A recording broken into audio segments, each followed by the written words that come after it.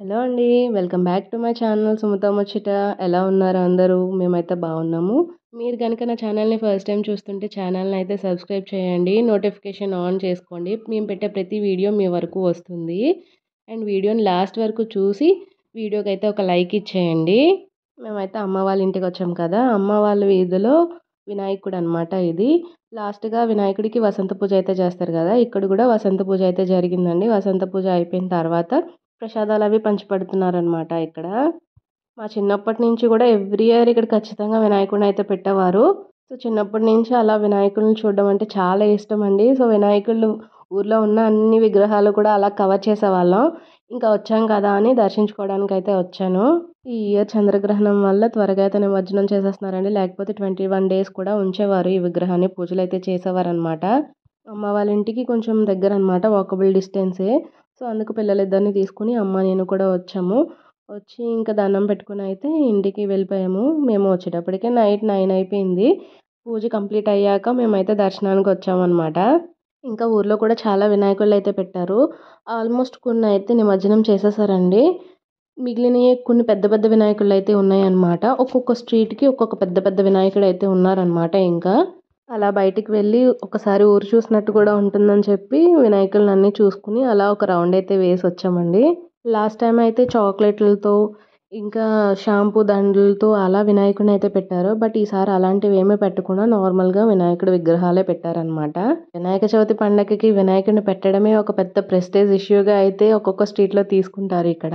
కొన్నిసార్లు గొడవలు కూడా జరుగుతా ఉంటాయి. మేము చిన్నప్పుడైతే ఇన్ని విగ్రహాలు చూసామని చెప్పి కౌంట్ చేసుకునేవాళ్ళం అనమాట.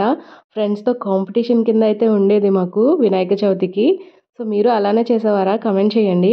అసలు వినాయక చవితిని ఇలా మండపాలలో వినాయకుడిని తెచ్చిపెట్టి పూజించడం ఫస్ట్ ఎవర్ స్టార్ట్ చేశారు. దాని చరిత్ర ఏంటి అనేది మనం ఇప్పుడు ఈ వీడియో ద్వారా తెలుసుకుందాం. అలాగే వినాయక చవితి పరమార్థం ఏమిటి? వినాయకుడి కథ ద్వారా మనం నేర్చుకునేది ఏంటో కూడా తెలుసుకుందాం.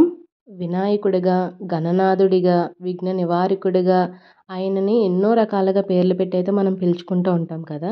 ప్రతి కార్య ప్రారంభానికి, పూజకి అధిపతి ఆయనే కదా! అటువంటి ఆ గణనాథుడి పుట్టినరోజునే మనం వినాయక చవితిగా జరుపుకుంటాం. భాద్రపద మాసం శుక్ల చతుర్థి మధ్యాహ్న సమయంలో హస్త నక్షత్రం రోజున చవితి ఉత్సవాలనేవి మనం ప్రారంభించుకుంటాం. ఆయన జననం మనందరికీ తెలిసినదే. శివుని రాక కోసం ఎదురు చూసిన పార్వతీదేవి ఆనందంలో అభ్యంగన స్నానం ఆచరించి ఆ నలుగు పిండితో ఒక బాలుని రూపం అయితే తయారు చేశారు. ఆ రూపానికి తను ప్రాణప్రతిష్ఠ చేసి ద్వారం దగ్గర కాపలాగా ఉంచారు. శివుడు రానే వచ్చాడు. కానీ ఆ బాలుడు శివుడిని లోపలికి పంపించకపోవడంతో శివుడు ఆగ్రహం చెంది ఆ బాలుని తలనైతే ఖండించారు. ఈ విషయం తెలిసిన పార్వతీదేవి ఉగ్రరూపం దాల్చి శివునిపై ఆగ్రహం చెందింది. శివుడు గజాసురుడికి ఇచ్చిన మాటతో ఆ గజాసురుని తలని ఈ బాలునికైతే అతికించాడు. ఇలా చేయడం ద్వారా శివుడు గజాసురునికి ఇచ్చిన మాట కూడా నెరవేరింది. బాలుడు కూడా బ్రతికాడు. గజాసురుని తలతో ఉన్న బాలుడే గజాననుడిగా పేరు పొందాడు. అలా వినాయకుడైతే జన్మించాడు. ఇప్పుడు మండపాలలో వినాయక చవితిని ప్రారంభించింది ఎవరో తెలుసుకుందాం. అది 1892వ సంవత్సరం. ప్రజా వ్యతిరేకత అసెంబ్లీ చట్టం ద్వారా హిందూ సమావేశాలపై బ్రిటిష్ ప్రభుత్వం నిషేధాన్ని విధించింది.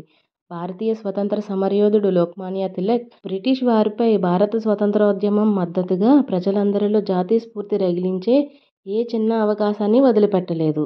అలా దేశవ్యాప్తంగా అందరినీ ఒక్కటి చేసే సంకల్పంతో అప్పుడు గణపతి ఉత్సవాల్ని, శివాజీ ఉత్సవాల్ని మొట్టమొదటిసారిగా ఆయన ప్రారంభించారు.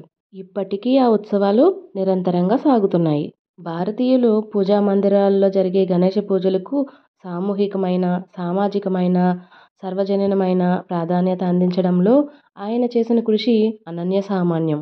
అటువంటి ఆ తిలక్ గారిని గుర్తు చేసుకుంటూ భారతీయుడిగా మన గౌరవాలని, మన సాంప్రదాయాలని, ఆయన చేసిన కృషిని ఎప్పటికీ మరవకూడదు.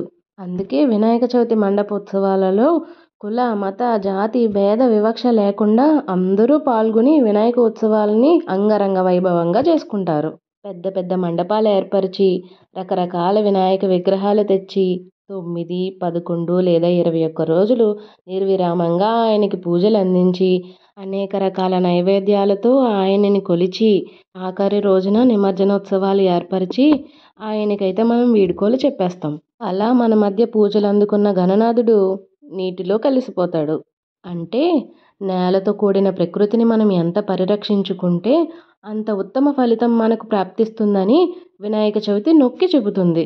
నేలలో నుంచి మట్టి తెచ్చి ఆ మట్టితో మనం విగ్రహాలు తయారు చేసి ఆయనని ఎంతో ఇష్టంగా పూజలు అందించి ఆయనకి రకరకాల నైవేద్యాలు వండి పెట్టి ఆయనని మెప్పించి పూజించి తర్వాత మన చేతితోనే ఆయననైతే నిమజ్జనం చేసేస్తాం. అంటే ఆయన మళ్ళీ నేలలోనే కలిసిపోతారు. అలాగే మనిషి జీవితంలో కూడా ఉండే కష్టాలు, నష్టాలు, సుఖాలు, బాధలు, దుఃఖాలు, బంధాలు, బంధుత్వాలు అన్నీ బ్రతుకున్నంత వరకు మాత్రమే. ఈ నేలపైన ఏదీ శాశ్వతం కాదు.